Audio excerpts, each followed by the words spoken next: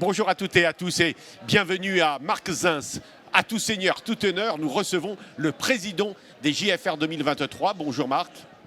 Bonjour Pascal. Alors, ce congrès, ce n'est pas du tout l'heure du bilan, mais enfin, les grands éléments que l'on doit retenir et que vous, en tant que président des JFR 2023, vous retenez de ce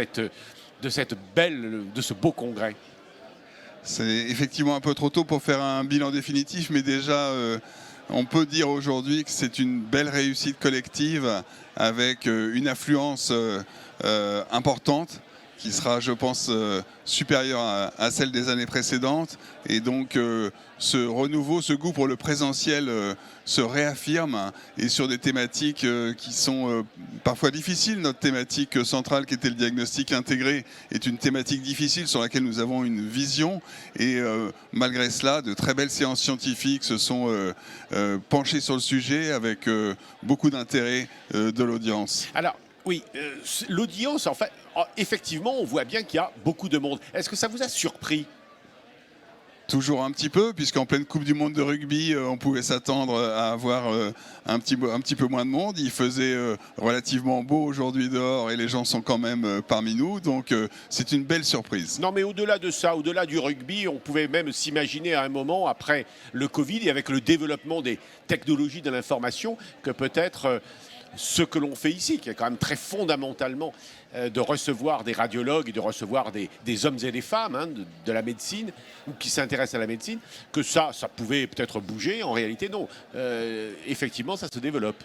Non, les meetings virtuels ou online pendant effectivement la période Covid ont été très utiles, mais ce goût pour se revoir, pour socialiser, pour échanger. Nous sommes ici au milieu du stand SFR où les gens viennent chercher leur café pour pouvoir discuter entre eux. C'est irremplaçable. Oui, avec beaucoup d'étrangers, de collègues de tous les pays du monde. Évidemment, toujours, bien sûr, les journées francophones, c'est 73 pays différents, pas tous francophones, la plupart le sont bien sûr, mais c'est un vrai congrès international et encore une fois, tous nos collègues qui viennent de l'étranger et qui vont à leur première JFR repartent d'ici toujours avec des étoiles dans les yeux et très impressionnés par la qualité de la radiologie francophone. Oui, alors on reviendra un petit peu sur le thème médical et scientifique du congrès, mais il y a eu aussi quelques moments assez forts sur l'organisation de la spécialité. Il y a eu une conférence un peu agitée sur la financiarisation. Il y a d'autres éléments de ce type sur l'organisation de votre spécialité. Absolument, oui. Alors certains préfèrent parler de concentration, mais parmi les thèmes très d'actualité, bien sûr, la financiarisation, la concentration, l'arrivée de fonds d'investissement dans les structures d'imagerie libérale en particulier sont un élément très fort avec des échanges très riches, mais chacun a pu s'exprimer.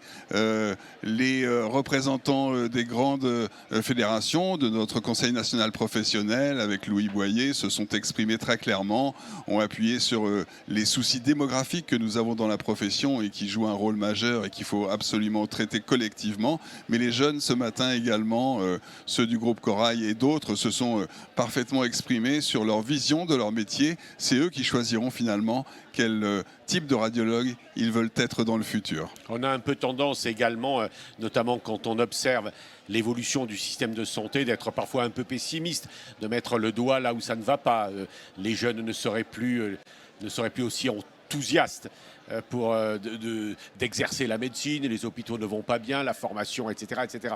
Vous l'avez ressenti ? Je dirais que les jeunes nous montrent aussi une autre façon d'entrevoir l'équilibre entre vie personnelle et vie professionnelle, qui très clairement, pour les gens de ma génération, n'était pas du tout parfaitement abordé, alors qu'aujourd'hui, ça fait maintenant plusieurs années que pendant les JFR, nous abordons ce sujet, mais je dirais que c'est vraiment cette année où ce thème est arrivé à maturité. Il y a une vraie demande de réflexion collective, là encore. Ce matin, avec Laure Fournier, on a eu une très belle séance à l'Agora sur work-life balance, comme on dit en anglais, et il y avait une belle affluence et de très beaux échanges, et c'est clairement une thématique qui va persister. J'ai été frappé parce qu'à l'ouverture, à la grande conférence des journées francophones de radiologie, vous n'avez pas hésité à parler également économie et industrie économique. Bien sûr, on avait pour vocation de bien mettre en évidence cette belle filière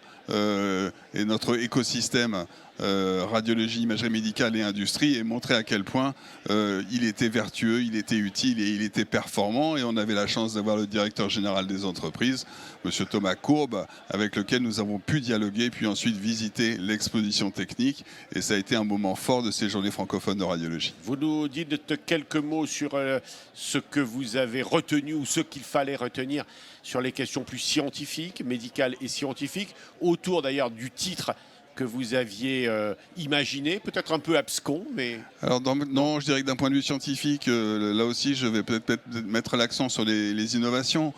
Clairement, l'arrivée du scanner à comptage photonique va être une nouvelle étape, encore une fois, dans le fantastique voyage et les fantastiques opportunités que nous donnent les innovations techniques en imagerie médicale, et au profit, encore une fois, de nos patients pour mieux les soigner, mieux prévenir, mieux prédire la réponse au traitement. Ça, c'est un point fort. Et puis un des thèmes qui était, que j'ai souhaité mettre à l'honneur, c'est l'imagerie cardiaque. On avait une rencontre imagerie SFR-SFC, donc une interface entre radiologue et cardiologue dès jeudi, mais on avait 18 séances consacrées à la radiologie cardiaque et à l'imagerie cardiaque au cours de ces journées francophones de radiologie, et qui ont été très suivi, avec là aussi un très haut niveau scientifique. Et alors, bon, mais ça c'est peut-être habituel, mais enfin moi ça m'a frappé, avec des rencontres entre radiologues et collègues d'autres spécialités. Absolument, sur le diagnostic intégré qui était notre thème central, nous avons eu la chance d'avoir le secrétaire général de la Société française de médecine nucléaire, Emmanuel Dessay, qui nous a rejoints, et le représentant de la Société française de pathologie, Julien Calderaro, qui, avec Alain Luciani, ont fait une table ronde sur leur vision que serait une activité non plus en silo, mais bien une activité multidisciplinaire de diagnostic intégré lors d'une préparation d'une réunion de concertation pluridisciplinaire d'oncologie, qui a été un peu le sujet que nous avions choisi de traiter ensemble. Là encore, c'était riche, et on s'est donné rendez-vous pour l'année prochaine à aller plus loin avec des projets structurants pour nos spécialités. Bon, on se reverra peut-être pour le vrai bilan un petit peu plus tard, mais ne lâchez pas prise, hein. C'est pas tout à fait terminé, nous avons encore une journée demain. Une journée importante d'ailleurs, puisqu'elle va être vraiment tournée vers l'international, hein, notamment avec l'Afrique.